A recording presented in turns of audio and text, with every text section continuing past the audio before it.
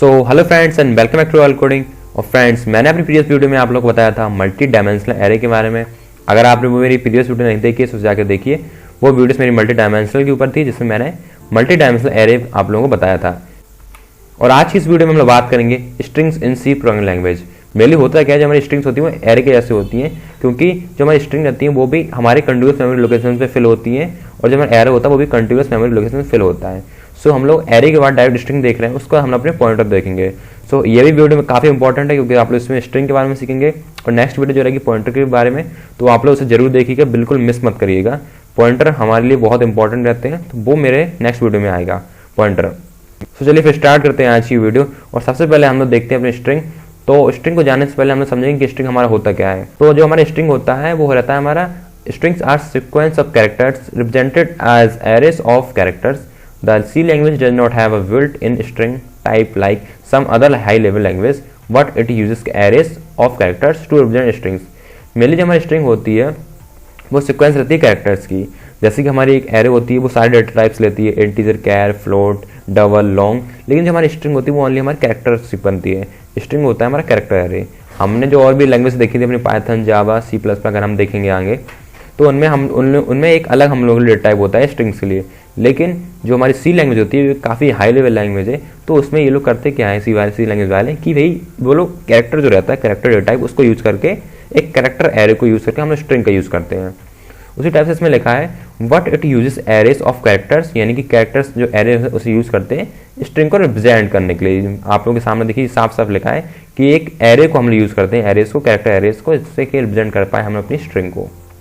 A string in C is essentially an array of characters terminated via null character \0। जो हमारी string होती है वो हमारी टर्मिनेट होती है, यानी बंद होती है एक \0 पर। अब आप लोग कहेंगे नल कैरेक्टर क्या होता है, तो नल कैरेक्टर जानने से पहले फ्रेंड्स आप लोगों को पता होना चाहिए कि हमारी नल टर्मिनेटेड स्ट्रिंग्स क्या होती है, क्योंकि जो नल कैरेक्टर होता है वो नल टर्मिनेटेड स्ट्रिंग से होता है, जुड़ा होता है। तो सबसे पहले हम लोग देखते हैं नल टर्मिनेटेड स्ट्रिंग्स क्या होती हैं। तो जब नल टर्मिनेटेड स्ट्रिंग होती है वो होती है string in C are null terminated, meaning they end with the null character \0। This makes the end of the string and is essentially for functions that operate on strings। यानी कि जो \0 character होता है वो ये बताता है कि अब हमारी स्ट्रिंग यहाँ खत्म हो गई, तो उसको हम कहते हैं अपनी नल टर्मिनेटेड स्ट्रिंग्स। नल कैरेक्टर हम लोग का सिर्फ मेनली इस टाइप से रिप्रेजेंट करते हैं हम लोग \0 से, और नल टर्मिनेटेड स्ट्रिंग हम लोग को ये बताती है नल कैरेक्टर कि हमारी स्ट्रिंग यहाँ पर एंड हो गई, अब इसके आगे हमारी स्ट्रिंग नहीं चलेगी। जैसे कि फॉर एग्जाम्पल देखिए ये लिखा है, जैसे कि केयर वर्ड, हम लोगों ने एक वर्ड नाम की स्ट्रिंग बनाई जिसमें हम लोगों ने एग्जाम्पल फिर किया अपना। आप लोग जब भी कोई स्ट्रिंग्स बनाएंगे फ्रेंड्स, तो आप लोगों को करना है क्या है कि उसे डबल कोट के अंदर लिखना है हमेशा, आप लोग सिंगल कोट का यूज़ नहीं करेंगे।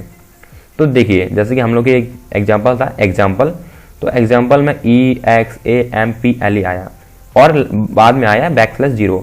होता है यह कि जो हमारी स्ट्रिंग्स हम जो भी डिफाइन करते हैं, डिक्लेयर करते हैं, उन सब के आखिरी में एक \0 होता ही है, जो हम लोग रिप्रेजेंट करता है, दिखाता है कि स्ट्रिंग यहाँ से हमारी खत्म हो गई, इसके बाद हमारी स्ट्रिंग नहीं चलेगी। चलिए आगे देखते हैं स्ट्रिंग्स के बारे में हम लोग। तो आगे आता है हम लोग को एग्जाम्पल, एक जो कि प्यारा सा एग्जाम्पल है, जिसमें हम लोग ने सबसे पहले अपना हेडर फाइल्स को इंक्लूड कराया, अपना मेन फंक्शन लिखा, मेन फंक्शन में हमने अपनी स्ट्रिंग को डिक्लेयर किया। अब फ्रेंड हम लोग अपनी जैसे कि एरे देख लिया, हमने multi dimensional array, 2 dimensional array देख लिया है। तो जैसे कि आप लोग सब जानते हैं, पहले हम लोग डिक्लेरेशन बताते हैं, फिर इनिशियलाइजेशन, तो आप लोग बोर हो गए होंगे वो सब देखे, तो मैं सोचा इस बार सीधे आप लोग को एग्जाम्पल कराता हूँ, जिसमें मैं सब आप लोगों को डिक्लेयर भी, इनिशियलाइजेशन भी, जिससे वीडियो भी ज़्यादा लंबी ना हो, आप लोगों का टाइम भी वेस्ट ना हो, और आप लोग सारी चीज़ें समझ जाएँ एक ही वीडियो में अच्छे से। तो ये हम लोगों ने क्या किया कि डिक्लेयर भी इसी में करवा दिया अपने एग्जाम्पल में ही, और समझा भी इसी में देंगे। तो डिक्लेयर किया हम लोगों ने सबसे पहले और इनिशियलाइज किया। डिक्लेयर करना यानी कि हमने सबसे पहले अपना कैरेक्टर लिया, सॉरी डेटा टाइप लिया। डेटा टाइप तो हम लोग को एक ही लेना है, क्योंकि हम स्ट्रिंग ले रहे हैं, तो हमेशा डेटा टाइप रहेगा स्ट्रिंग के लिए हमारा कैरेक्टर। अगर आप सी लैंग्वेज को यूज़ कर रहे हैं तो आप लोग हमेशा कैरेक्टर डेटा टाइप लेना है अगर किसी स्ट्रिंग को डिक्लेयर करना है। तो मैंने कैरेक्टर लिया, और जैसे कि आप लोग पता है आप लोग कोई भी नाम रखिए, मैंने यहाँ पर माई स्ट्रिंग रखा है, आप लोग कुछ भी रखिए। आप लोग यहाँ पर साइज डालना है तो डालिए, मैंने नहीं डाली तो आप लोग ओपन भी रख सकते हैं। तो साइज मैंने यहाँ पर नहीं डाला है जैसे कि, और मैंने अपनी जो एरे स्ट्रिंग एरे थी, कैरेक्टर एरे थी, स्ट्रिंग को कैरेक्टर एरे भी बोला जाता है। तो अक्सर पूछा जाता है कॉन्टेस्ट क्वेश्चंस वगैरह में कि स्ट्रिंग क्या होता है, तो स्ट्रिंग एक कैरेक्टर एरे होती है हमारी। तो यहाँ पर मैंने हेलो डिक्लेयर किया अपना, पूरी इनिशियलाइज किया सॉरी, और एक ये हम लोग लगाया नल कैरेक्टर। आप लोग नल कैरेक्टर ऑप्शनल है, आप लगाइए ना लगाइए, लेकिन बस ये कहता क्या है, एक मार्क दे देता है, मार्क कि हमारी स्ट्रिंग यहाँ पर एंड हो चुकी है। तो उसके बाद हम लोग देखा कि हमारी जो स्ट्रिंग है वो डिस्प्ले हो रही है, यहाँ पर लिखा है डिस्प्ले द ओरिजिनल स्ट्रिंग।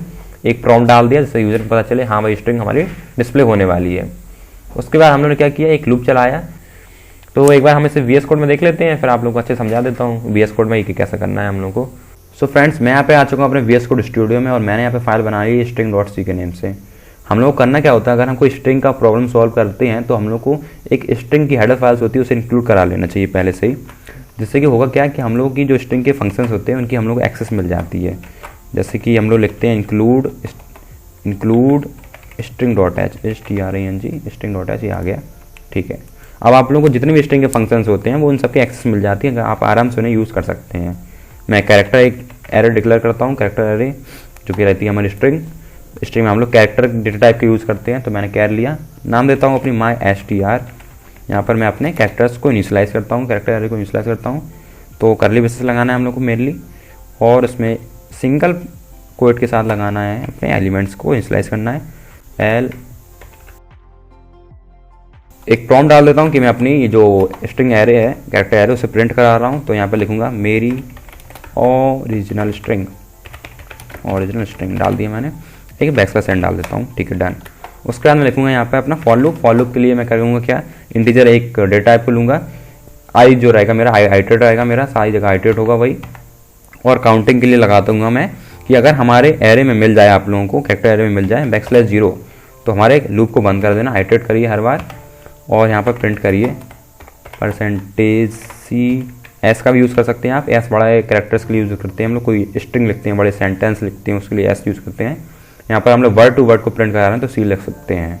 यहाँ पे MyStr लिखूंगा मैं, MyStr के बाद मैं दूंगा यहाँ पर आई जो रहेगा हमारे इंडेक्सिंग के लिए, और ऊपर मैं दूंगा क्या, जो हमारा ith एलिमेंट रहेगा उसे मैच कराना है हम लोग को, आई को तो कराना नहीं, तो यहाँ पर मैं आई लिखूंगा कि आई जो हमारा होगा वो इक्वल नहीं होना चाहिए \0 से। अगर इक्वल हो गया तो हमारा क्या हो जाए, गेम बंद हो जाएगा। यहाँ पर मैं एक वो और डिक्लेयर कर देता हूँ अपना \0, वरना कुछ और ही आने लगेगा। तो मैंने यहाँ पर डिक्लेयर किया, अब देखते हैं क्या होता है। तो यहाँ पर जो मेरी ओरिजिनल स्ट्रिंग है वो आ गई हेलो। अगर मैंने यहाँ पे \0 नहीं लगाया तो एक और एलिमेंट तक ये राउंड कर रहा था, उसके बाद टर्मिनेट हो रहा था, ये पता नहीं क्या आ गया, ये ऐसा शायद ये 52 कार्ड में से किसी एक का सिंबल है, जो भी हो छोड़िए उसे। तो यहाँ पर मेरी जो ओरिजिनल स्ट्रिंग है वो आ गई हेलो।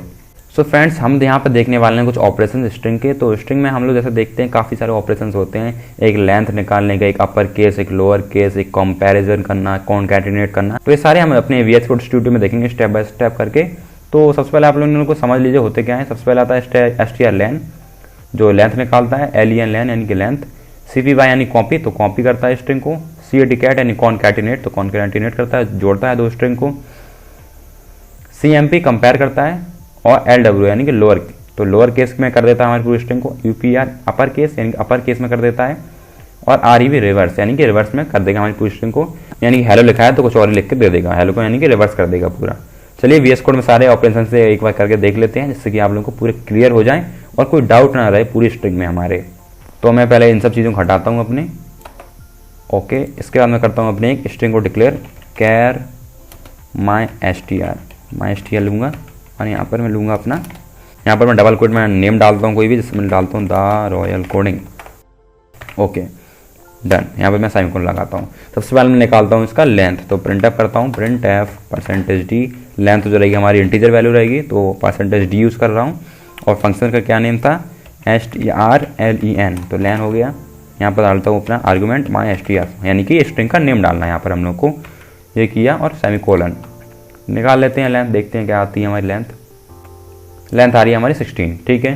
दूसरा फंक्शन यूज़ करते हैं जो कि रहेगा हमारा cpy नहीं सॉरी lwr का यूज़ करते हैं। तो lwr यहाँ पर s कर देता हूँ क्योंकि हम लोग का स्ट्रिंग चाहिए, lw यानी कि ये पूरा लोअर केस में कर देगा मेरी स्ट्रिंग को, और एक बार यहाँ अपर केस का भी लिख लेता हूँ मैं, upr अपर, तो ये मेरी पूरी स्ट्रिंग को अपर में कर देगा।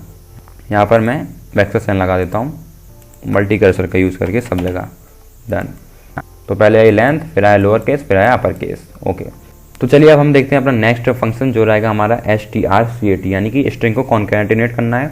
तो स्ट्रिंग को कॉन्कैटिनेट करने के लिए हम लोग को एक और स्ट्रिंग डिक्लेयर करनी पड़ेगी, जो कि रहेगी हमारी इसी में रहेगी str1, MyStr1 कर दूंगा मैं उसका नेम, और उनको जोड़ दूंगा। तो दारोल कोडिंग के बाद लिख दूंगा वेलकम्स यू, दारोल कोडिंग वेलकम्स यू बन जाएगा। यहाँ पे स्पेस डाल देता हूँ क्योंकि जब ये दोनों मिक्स होंगी, कॉन्कैटिनेट होंगी, तो स्पेस रहे इन लोगों में थोड़ा थोड़ा।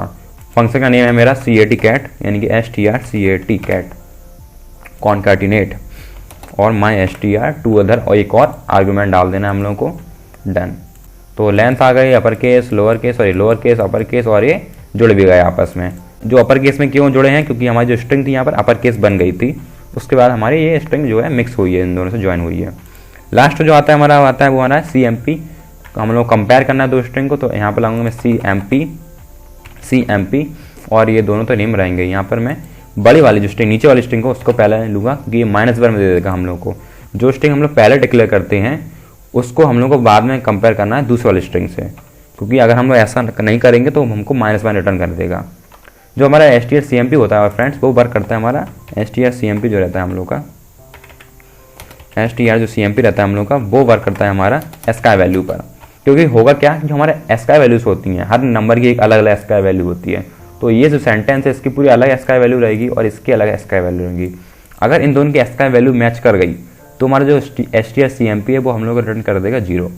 लेकिन अगर इन दोनों की ASCII वैल्यू जो है वो मैच नहीं करी तो हम लोग का रिटर्न कर देगा ये 1। तो इस टाइप से हम लोग कंपेरिजन करते हैं अपनी स्ट्रिंग्स में। तो यहाँ पे 0 1 देगा तो हम लोग यहाँ पे इंटीजर वैल्यू लेंगे। तो लेंथ आ गई, lower case, upper case, concatenate हो गए, और ये कंपेयर किया तो ये क्या है, अलग अलग हैं, तो इन लोगों ने हमें 1 दे दिया, सॉरी 1 दे दिया। हाँ, अगर मैं यहाँ पे 1 यहाँ से हटा दूँ, यानी कि दोनों स्ट्रिंग को सेम स्ट्रिंग कॉन्कैटिनेट कंपेयर करता हूँ दोनों को, तो क्या आता है, तो ये मुझे दे देगा 0। सिंपल सी बात, इन दोनों के ASCII वैल्यू अलग अलग है, तो इन लोग हम लोग का अलग आंसर दे रहा था, यानी कि कह रहा था हाँ भाई ट्रू दे रहा था कि आप लोग कंपेयर कर रहे हैं, सही कर रहे हैं। लेकिन यहाँ पर मैंने इसी स्ट्रिंग को इसी से एक बार कंपेयर करा लिया है, तो ये हम लोगों को कुछ नहीं देगा, क्या देगा, भाई तुम सही हो, क्यों हमें फालतू में कंपेयर करा रहे हैं, तो हमको ये 0 रिटर्न कर देगा, फॉल्स। चलिए आगे बढ़ते हैं। तो आगे आता है एक्सेसिंग कैरेक्टर्स इन स्ट्रिंग। तो जैसे हम लोग 2D एरे में करते थे, 1D एरे में करते थे, वैसे हम लोग यहाँ भी एरे को एक्सेस करना है, अपने कैरेक्टर एरे को। वहाँ पे हम लोग इंटीजर भी करते थे, फ्लोटिंग भी, कैरेक्टर भी, लॉन्ग भी। यहाँ पर सिर्फ हम लोग कैरेक्टर एरे को एक्सेस करना है, और जो कि टर्मिनेट होती है हमारी \0 पे। ईजी है, कोई कठिन बात नहीं है, सिर्फ इंडेक्सिंग जो रहती है हमारी, इंडेक्सिंग उस पर ध्यान दो। अगर आप लोगों को थर्ड एलिमेंट चाहिए तो आप लोग यहाँ पर 2 इंडेक्स डालेंगे, अगर फोर्थ चाहिए तो आप लोगों को 5th डालेंगे, सॉरी 4th चाहिए आप लोगों को तो आप लोग 3rd डालेंगे। इस टाइप से आप लोगों को करना है इंडेक्सिंग, जिससे कि आप लोग सारे एलिमेंट्स को एक्सेस कर पाएँ। ये बात अगर आप मॉडिफाइंग में देखें तो मॉडिफाइंग में भी यही होता है कि आप लोगों को इंडेक्सिंग डालनी है। यहाँ पर अगर आप लोगों को सेकंड एलिमेंट को चेंज करना है तो आप लोग 0 और 1, यानी 1 आप यहाँ पर डालेंगे और अपनी नई वैल्यू डालिए, तो आप लोगों को जो एलिमेंट्स है वो चेंज हो जाएगा।